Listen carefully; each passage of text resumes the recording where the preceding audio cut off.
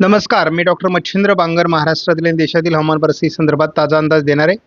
आपल्याला माहिती आहे की बंगालच्या उपसागरात एक सौम्य अशा प्रकारचा कमी दाबाचं वातावरण तयार होणार आहे. उत्तर भारतामध्ये एक WD सक्रिय झालेला आहे. हा 2 दिवस प्रभाव राहील. पुन्हा एक नवीन WD उत्तर भारताच्या दिशेने सरकणार आहे.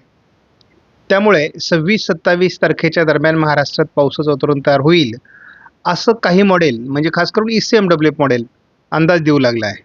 त्यामुळे आपण आज संध्याकाळचा व्हिडिओ घेतला आहे. आपण 12 तासात काय बदल झाला हेही बघूयात. म्हणजे आपल्याला उद्याच्या अपडेटमध्ये पुन्हा त्याची शहानिशा करता येईल. आज 23 तारखेसाठी दिलेल्या अंदाजामध्ये खूप मोठा बदल झालेला आहे. आपण बघतो 23 तारखेला उत्तर भारतामध्ये आज जम्मू काश्मीर, लेह लडाखमध्ये रेड अलर्ट देण्यात आलेला आहे. तर दिल्ली, पंजाब, हरियाणा, पश्चिम उत्तर प्रदेश, हिमाचल प्रदेश किंवा उत्तराखंड या भागाला किंवा अगदी राजस्थानपर्यंत ऑरेंज अलर्ट देण्यात आला आहे. आणि पुन्हा धुक्यासंदर्भामध्ये मध्य प्रदेशला देखील अलर्ट देण्यात आला आहे आणि पूर्व उत्तर प्रदेशलाही अलर्ट पावसासंदर्भात देण्यात आला आहे. पुन्हा त्याच वेळेस आपण हेही बघतो की तामिळनाडूलाही पावसाचा अंदाज देण्यात आला आहे. तर हे अंदाज बदलतात, हे त्याचं एक उदाहरण आहे. 24 तारखेला मात्र पुन्हा एकदा पावसाचं वातावरण नाही असं म्हटलेलं आहे. पण आता आपल्याला उद्या सकाळी आपण जेव्हा किंवा उद्या दुपारी आपण जेव्हा हा अंदाज बघूयात तेव्हा आपल्या लक्षात येईल की हेही अंदाज बदललेले असतील. आता उद्या सध्या तरी केवळ धुक्यासंदर्भातला अंदाज आणि उत्तराखंडमध्ये थंडीचा अंदाज देण्यात आला आहे. महाराष्ट्रातली थंडी बहुतांश कमी झाली आहे. जरी थंडीची झुळूक आपल्याला जाणवत असली तरी मुख्य जो थंडीचा प्रभाव आहे तो कमी झालेला आहे. JFS मॉडेलने उद्या देखील WDचा मोठा प्रभाव उत्तरेकडील राज्यांमध्ये दाखवला आहे. साधारण दिल्लीपर्यंत त्याचा प्रभाव राहील. बंगालच्या उपसागरातही एक हलकं कमी दाबाचं क्षेत्र विकसित होत आहे. उत्तर भारतातील WDचा प्रभाव 25 तारखेला कमी होतोय. 26 तारखेला विशेष नाही आहे. मात्र दक्षिणेत हलकं वातावरण तयार होत आहे. एक नवीन WD आपल्याला विकसित होताना दिसतोय 27 तारखेला. या नवीन WDचा प्रभाव अगदी पूर्व राजस्थान, दिल्ली, पंजाब, हरियाणा, उत्तर प्रदेश, हिमाचल प्रदेश, उत्तराखंड, जम्मू काश्मीर, लेह लडाख या राज्यांमध्ये होणार आहे. याच दरम्यान महाराष्ट्रात थोडं वातावरण तयार होईल असं काही मॉडेल दाखवत आहेत, खास करून ECMWF मॉडेल. त्यामध्ये काय अपडेट आहे का ते आपण बघणार आहोत. पण साधारण लगेच बघतो की 28-29ला ते वातावरण संपून जाणार आहे. पुन्हा एकदा 31 तारखेला थोडं वातावरण तयार होईल. हलका WD आहे. त्यामुळे उत्तर भारतात 1, 2, 3 असे एकापाठी एक WD येणार आहेत.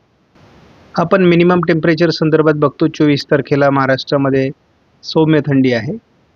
मात्र या थंडीचं प्रमाण प्रत्येक दिवशी कमी होण्याची शक्यता आहे. आपण बघतो की साधारण 27 तारखेपर्यंत आपल्याला उष्णतामान वाढताना दिसते महाराष्ट्रामध्ये आणि नंतर पुन्हा एकदा थोडी हलकी थंडी राहील. परंतु तसं जवळपास आपण 31 किंवा 2 तारखेपर्यंत जरी अंदाज बघितला तर महाराष्ट्रामध्ये थंडीचा फार प्रभाव कमी होणार आहे. याचं मुख्य कारण आहे की महाराष्ट्रामध्ये ढगाळ परिस्थिती राहणार आहे आणि त्यामुळे थंडी कमी राहील. आपण सकाळच्या व्हिडिओमध्ये देखील असं बघितलेलं होतं की तसा हा 29 तारखेपर्यंतचाच अंदाज आहे. परंतु महाराष्ट्रामध्ये एक ट्रप तयार होणार आहे जे दक्षिण भारत ते उत्तर भारतापर्यंत, आणि त्यामुळे थोडं पावसाचा अंदाज अजूनही दाखवला जातो आहे. ECMWF मॉडेलमध्ये अगदी 7 तारखेपर्यंत जरी अंदाज बघितला तरी आपल्या लक्षात येईल की हे वातावरण दाखवलं जात आहे. त्यामुळे हे किती तयार होईल, यामध्ये काही बदल होईल का, यावर आपण बारकाईने लक्ष देऊन आहोत. परंतु महाराष्ट्रामध्ये फार घाबरण्यासारखी परिस्थिती नाही आहे.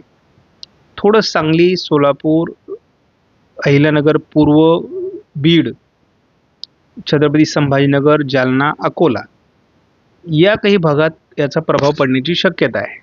साधारणपणे आपण बघतो की नंदुरबार, धुळे, मालेगाव, नाशिक भागामध्ये ढगाळ परिस्थिती उद्या अधिक वाढण्याची शक्यता आहे. एखाद्या ठिकाणी स्थानिक वातावरण पोषक झालं तर हलका शिडकावा होईल, परंतु फार मोठं पावसाळी वातावरण तयार होईल असं वाटत नाही. आणि त्यामुळे 25 तारखेपासूनच ढगाळ परिस्थिती निर्माण होऊ शकते असा अंदाज आहे. तर आपण बघतो त्याची सुरुवात सोलापूरला 25 तारखेलाच होणार आहे. लातूर, सोलापूर भागामध्ये मोठी ढगाळ परिस्थिती बघायला मिळेल.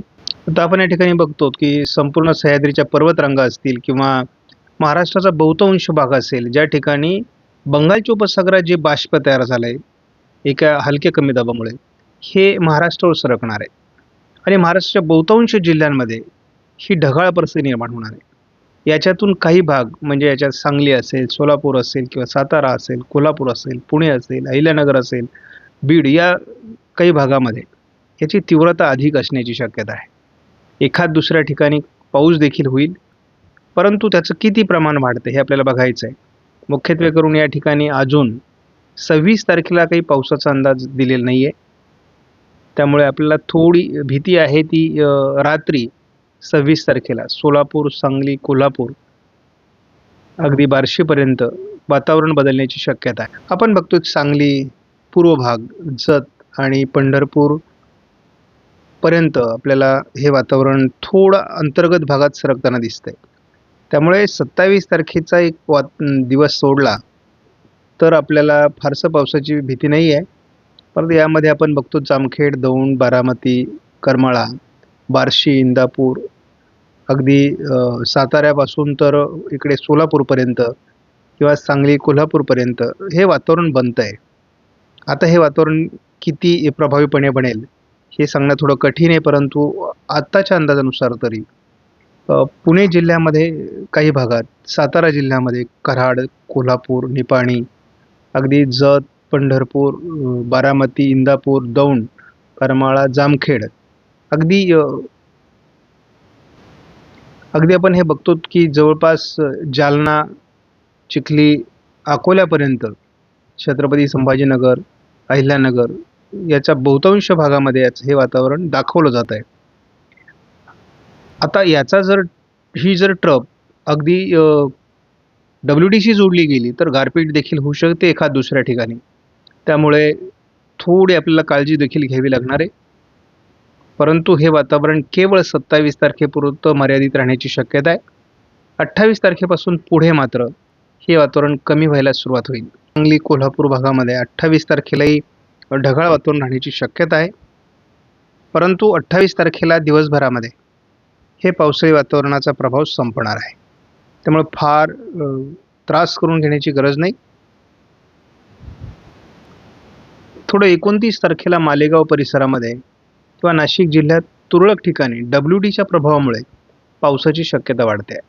त्यामुळे नाशिक जिल्ह्यातील काही तालुक्यांमध्ये हलक्या ते मध्यम स्वरूपाचा पाऊस आपल्याला 29ला रात्री होताना दिसेल.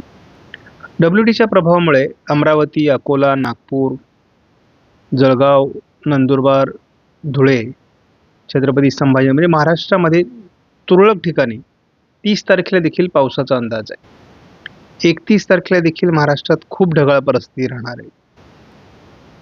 1 तारखेला देखील सकाळीच मालेगाव ते अकोल्याच्या दरम्यान, छत्रपती संभाजीनगर, जालन्याच्या काही भागामध्ये, नांदेड, बीडच्या काही भागामध्ये तुरळक पावसाचा अंदाज आहे. 1 तारखेला उशिरा महाराष्ट्रामध्ये अहिल्यानगर, छत्रपती संभाजीनगर, नांदेड, वाशिम, हिंगोली, अमरावती किंवा लातूर या काही भागात, परभणीच्या काही भागात पावसाचा अंदाज येतोय तुरळक स्वरूपात. 2 तारखेला देखील महाराष्ट्रामध्ये स्थानिक ढगांची निर्मिती होते आणि हे संपूर्णपणे बंगालच्या उपसागरातून येत असलेलं बाष्प स्थानिक वातावरण निर्माण करत आहे. ह्या ढगाळ वातावरणाचा प्रभाव 3 तारखेपासूनच कमी व्हायला सुरुवात होईल. 3 तारखेपासून पुढे मात्र फारसा पावसाळी प्रभाव किंवा पावसाळी वातावरण महाराष्ट्रात राहणार नाही. त्यामुळे हा अंदाज सर्वांनी लक्षात घ्या. आपणास व्हिडिओमधील माहिती महत्त्वपूर्ण वाटल्यास लाईक करा, शेअर करा, चॅनलला सबस्क्राईब करा. धन्यवाद.